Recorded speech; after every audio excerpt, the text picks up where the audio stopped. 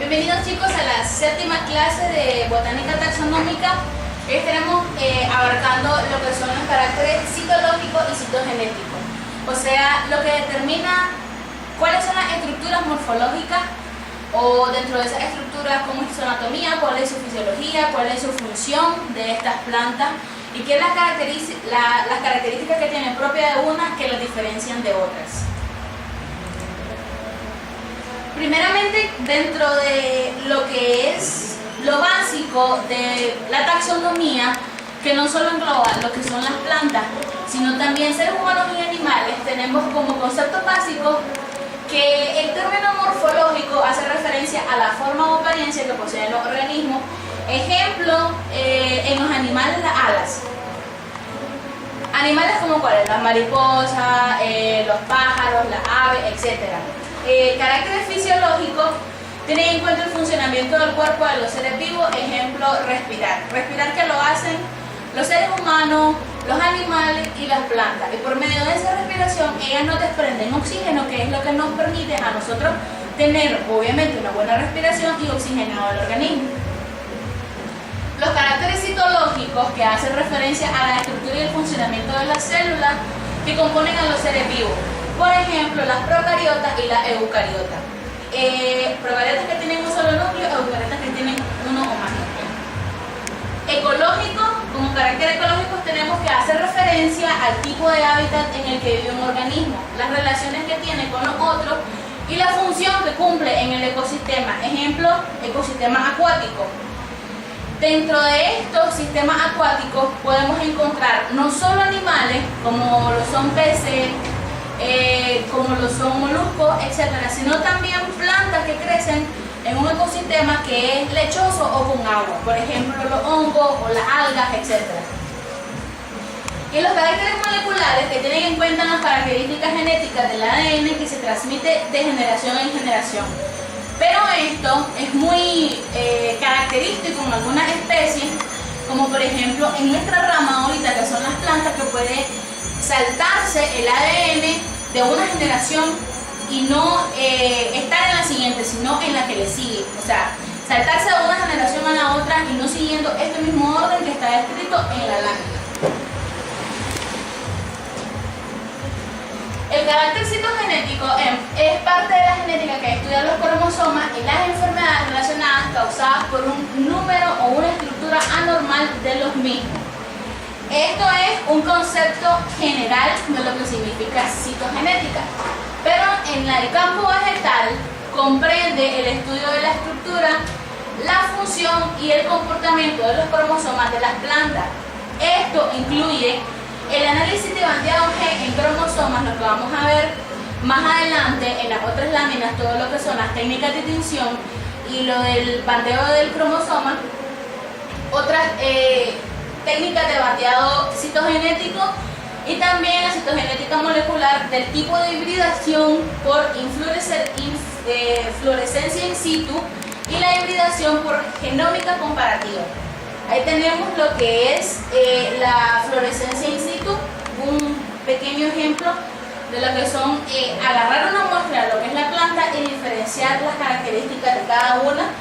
Por ejemplo, el tipo de borde que tiene, el tipo de células cromáticas que hay dentro de ella y así determinar quién es la original y de dónde comprende su predecesor o si esta misma saltó de una generación a otra.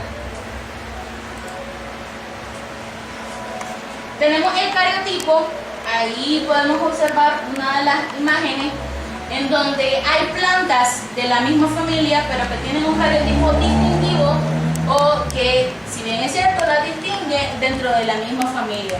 Entonces dice que se define tanto por el número como la forma de los cromosomas. Mediante el análisis de estas características es posible detectar la diversidad del mecanismos citológicos surgidos en el curso de la evolución de los seres vivos. Estas características, que son tanto estructurales como cualitativas y cuantitativas, cualitativas porque ellas describen las cualidades de cada una de las plantas y así se va poniendo los datos o se van tomando los datos de cada una de las plantas. Cuantitativas, ¿por qué? Porque nosotros tenemos que contabilizar el número de pétalos que tiene, el número de hojas que tiene la planta, el color de la planta y cuál es cada uno de los pigmentos y qué forman estos pigmentos en los pétalos de las plantas o de las flores. De los cromosomas, entre paréntesis cariotipos, son importantes en las investigaciones básicas y aplicadas. Los taxónomos y evolucionistas están familiarizados con el hecho de que los cromosomas son parte de un sistema dinámico que está moldeando el proceso de evolución. ¿Por qué? Porque nosotros, a raíz que vamos evolucionando, igual vamos descubriendo un sinnúmero de plantas que no sabíamos que existían y que hasta el momento nosotros estamos evolucionando en cómo saber cuál es su nombre, cómo se comporta, en qué ecosistema vive y en qué medio se puede desarrollar esta misma planta. Esta variación se expresa en características fácilmente analizables como el número, forma y tamaño de los cromosomas y no está relacionado con la complejidad genética u organísmica.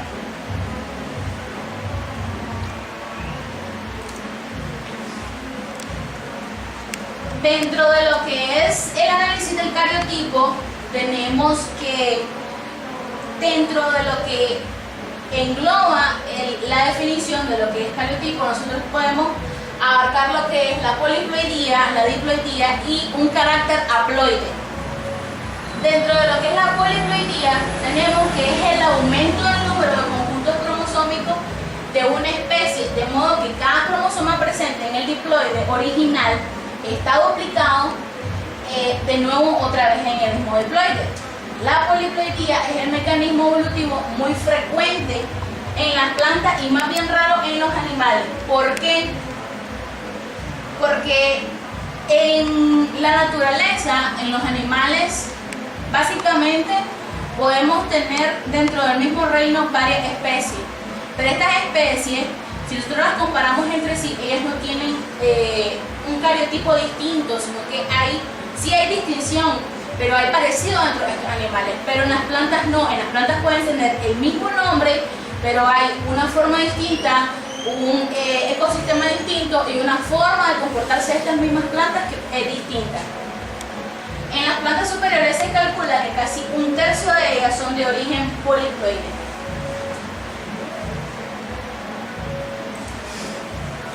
Tenemos un poquito de lo que es esta variación.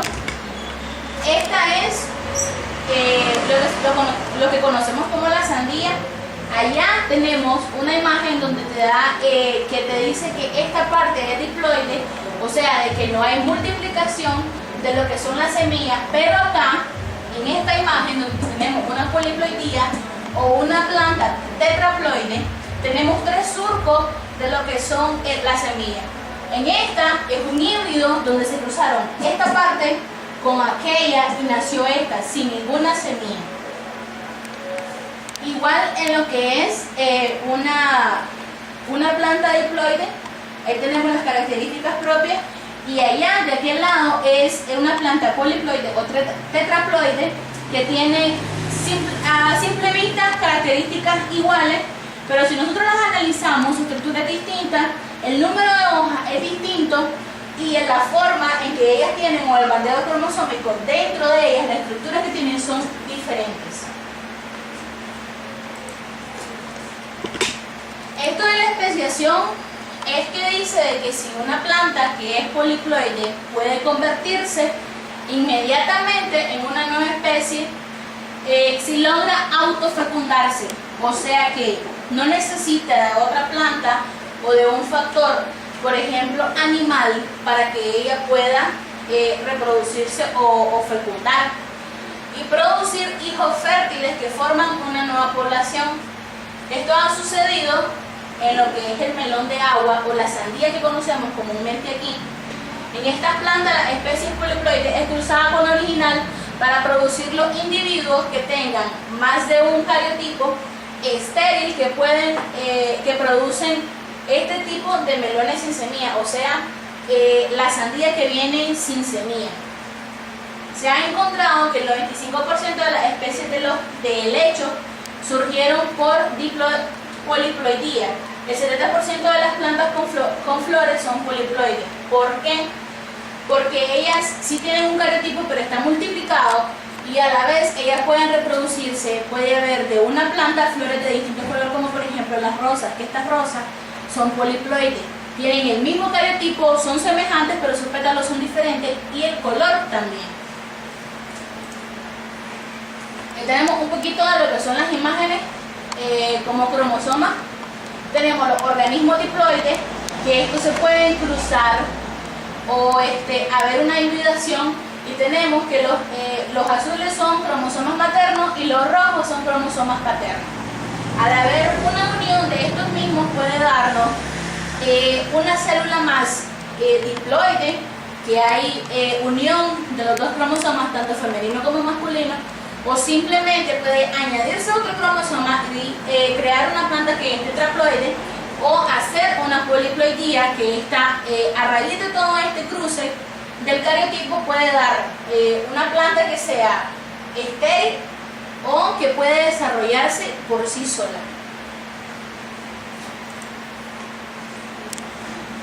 Dentro del ciclo vital haploide tenemos que el organismo adulto unicelular o pluricelular es haploide, o sea, tiene una sola célula, y la fase diploide de su vida solo se representa en el cigoto.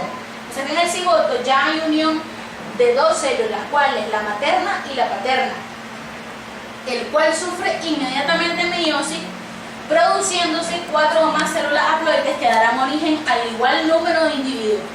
O sea, en la meiosis es la duplicación o replicación de estas mismas células.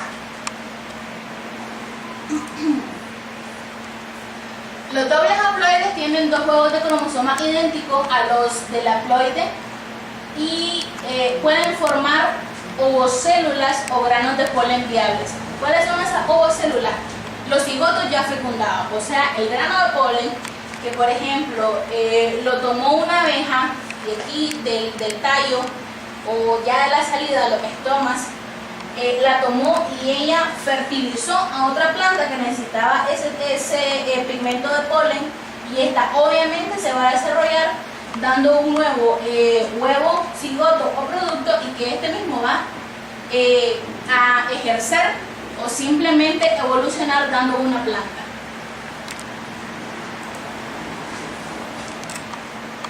Dentro de las técnicas de estudio tenemos lo que es la tinción y el pandeo cromosómico. Esta bonita imagen que podemos ver en la lámina es un grano de polen visto, obviamente tintado y visto a través de un microscopio. Entonces te dice que las plantas existen una mayor variedad de pigmentos naturales, y también pueden haber pigmentos básicos, pigmentos ácidos y lo que están los pigmentos naturales, que permiten su observación directa con el microscopio óptico, a lo que también ayuda la presencia de las paredes celulares, las cuales facilitan la alimentación celular y la discriminación entre diferentes tejidos. Cuando se inventaron los primeros microscopios, hubo que descubrir cómo teñir los tejidos para poder desentrañar sus características morfológicas. Aquí tenemos algunos de los términos o dentro de las tinciones, cada una de las que abarca ella. Tenemos como tinción progresiva, en las que existen colorantes y mordientes que se aplican siguiendo una secuencia definida y bajo estricto control de los tiempos para lograr una intensidad determinada. O sea que esto va colorándose por tiempo, no lo podemos hacer de una sola vez, sino de que al momento de lograr la intensidad determinada podemos, valga la redundancia, lograr ver qué es lo que hay dentro del microscopio y simplemente analizar una hoja o el grano de polen que teníamos en la lámina pasada.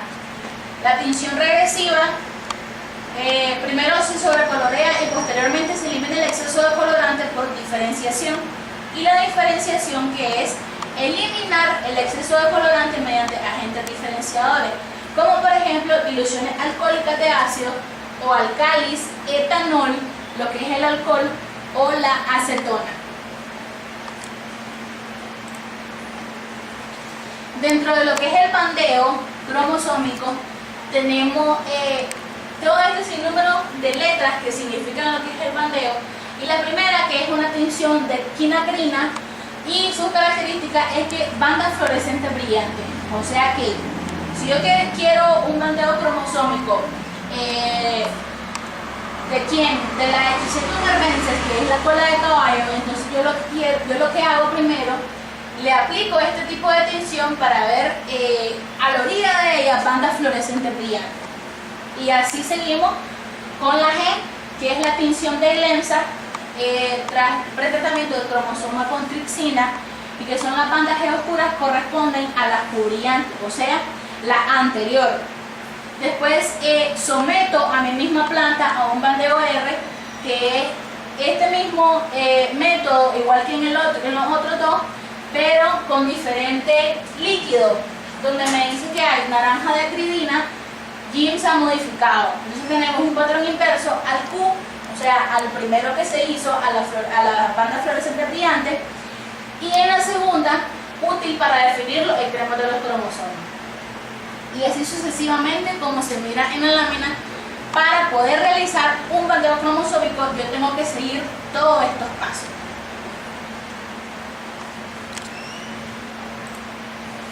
Y eso es todo por hoy, chicos. Gracias.